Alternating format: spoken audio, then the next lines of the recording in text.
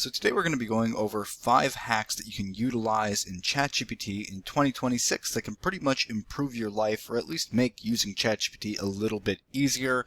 So the first one is to simply use projects mode. By simply using projects mode, you can keep all of your information of whatever it is you're doing confined to one space. Now, I'm not saying to use this for just anything. This is just if you are working on something specific. Maybe it's homework, maybe you're planning a trip. Doesn't make a difference. It's best in that case to use projects mode because it'll keep everything organized almost like it's its own little folder or own little file section. And the best way to utilize it is, let's say we're going on a Copenhagen trip like it says here. For instance, we'll just do that.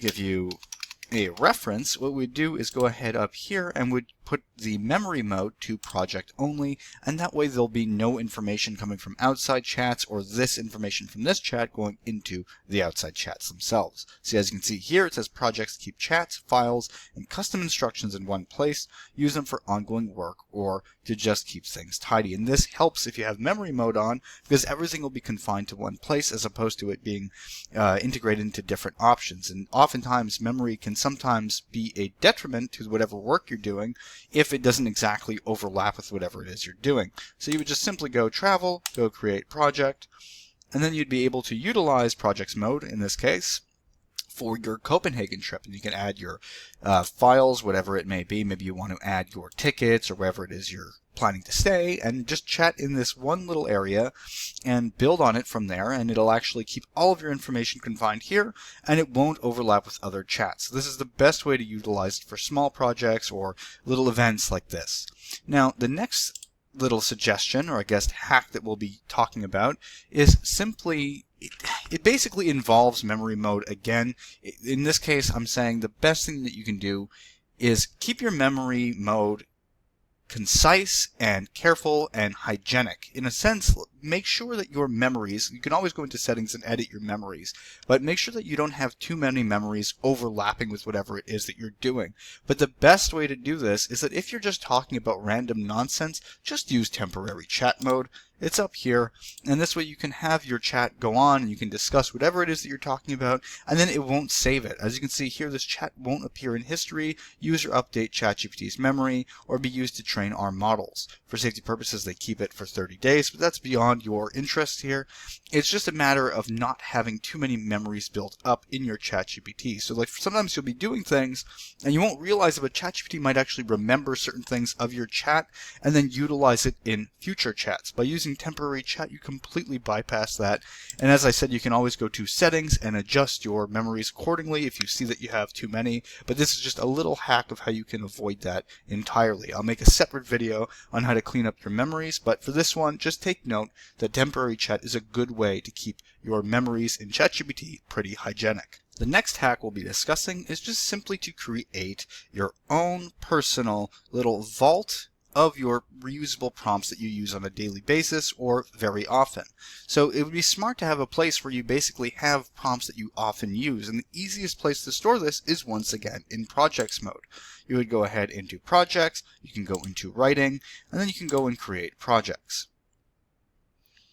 Now once you're in here, you can basically tell it to remember all of the prompts that you're using or continually use, and you can have your own little bank of your prompts confined to one space that you can always go back to and pull them for whatever it is that you're doing. And the easiest way you can do this is with this prompt right here that I actually created in ChatGPT itself, and you can just basically utilize this where it's just, you are my personal prompt vault with the goal to store, organize, retrieve, and improve my prompts so I can reuse them instantly for YouTube and AI tool workflows, ChatGPT, Sort 2, keep everything copy-paste ready. Now basically it gives a bunch of other information, but it's so easy for you to create yourself a prompt like this. All you would have to do is go into ChatGPT itself and just ask it to give you a perfect prompt that you can feed back into projects mode that would make it your own personal prompt vault. And it'll give you something almost identical to this, but if you need it, you guys can comment and I'll go ahead and paste it if you guys like.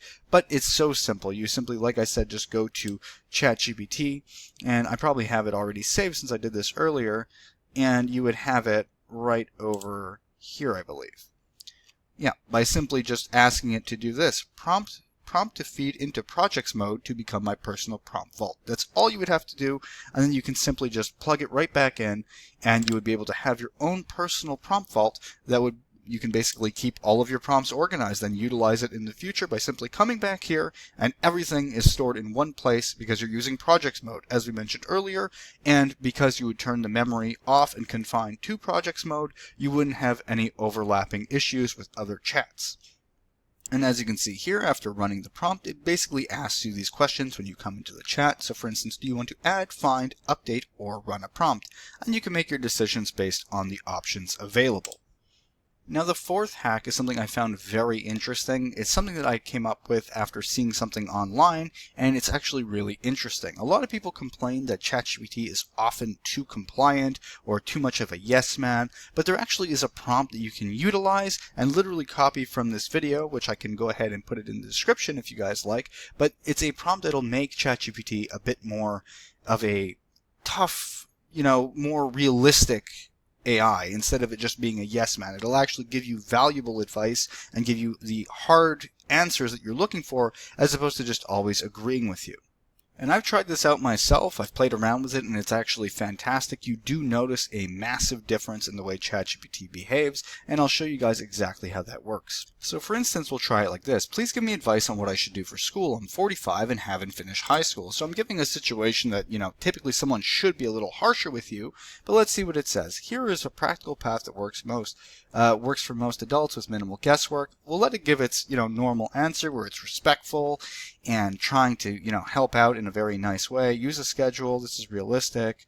And we're just going to go ahead and we're going to say, like, for instance, I don't feel like doing it though, Let's just try that and see what it replies. And then we're going to run the prompt. That feeling is normal. The mistake is treating motivation. Define the minimum. Yeah, so it's being all nice and yes-manny and trying to basically validate this dumb, mentality, if that's the case. So we're going to go and use this prompt, which I'm going to add in the description. It's just act as my independent, no-nonsense strategy advisor and reality check. Do not come for me, compliment me, or try to be agreeable. Prioritize accuracy over politeness. And it's just a bunch of things like this throughout the entire prompt that turns ChatGPT into an actual assistant now, as opposed to just a yes man. It won't give all this mumbo jumbo of trying to make you feel better. Now it should help us actually get on with it. Saying I don't feel like doing it is not information. It's a veto you're using to avoid discomfort. If you keep that rule, see how it's actually helping us now and giving us the hard answers that we would require. So using this prompt almost always works like that. So I'll tag it into the description. This is a nice little hack for anybody using ChatGPT and wants to actually be productive in 2026, as opposed to having it just be nice to you.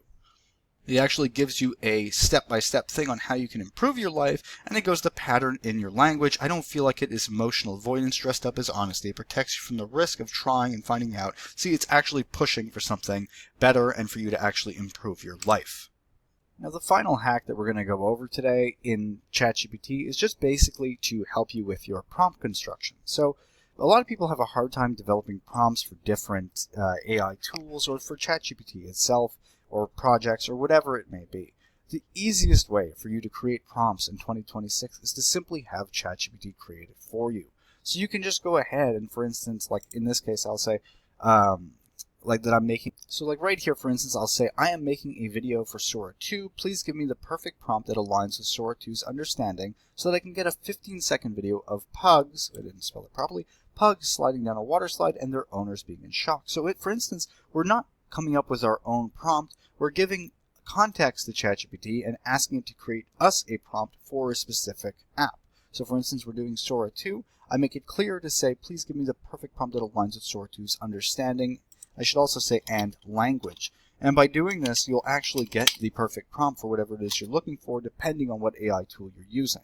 So just like that, it'll actually create us the perfect prompt, and we can go ahead and copy paste it right into Sora 2 or whatever else it can be. But I'd recommend having it in a completely copy pastable manner. In this case, it didn't come out that way. So I'll say, please make it copy pastable. That way we get it perfect and we're not coming up with our own little decisions of what to copy paste here. It'll give us the perfect thing.